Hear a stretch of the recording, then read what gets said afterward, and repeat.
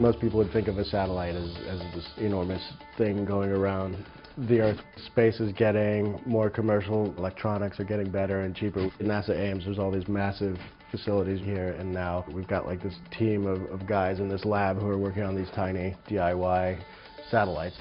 CubeSats are extremely simple satellites, and they're pretty standard, so that they're very easy to integrate inside rockets. How long have people been basically doing sort of DIY satellites and actually getting them up into space? Yeah, I guess it started maybe 2009. Back then it was a pretty kind of sketchy idea. People were like, you can't do space that cheap, it's ridiculous. A big entity like NASA saying that you can do something cheaply is a big statement. This organization that has sent so much stuff into space, and then they're saying, hey, we've actually done something really cheaply here that you can do out of a garage. We have commercial companies going up to space, not like SpaceX and Orbital. And so how do you guys get a ride on these? Because you've got sort of this little... Yeah, so I guess we hitchhike would be the best term to use.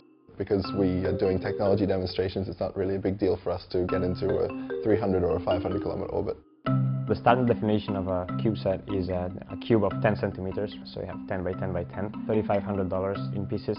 We have a battery case with 12 batteries, next is one phone. Just like a regular smartphone. We just wire a couple of cables, and then we have a radio and a watchdog, which basically just turns on and off the radio on the phone. So this keeps it alive for how long, like 10 days? Yeah, around 10 days. You've got essentially what would have been like a mainframe computer 40 years ago. These phones are extremely powerful. Like, one of these phones is more powerful than the software that was carrying Curiosity.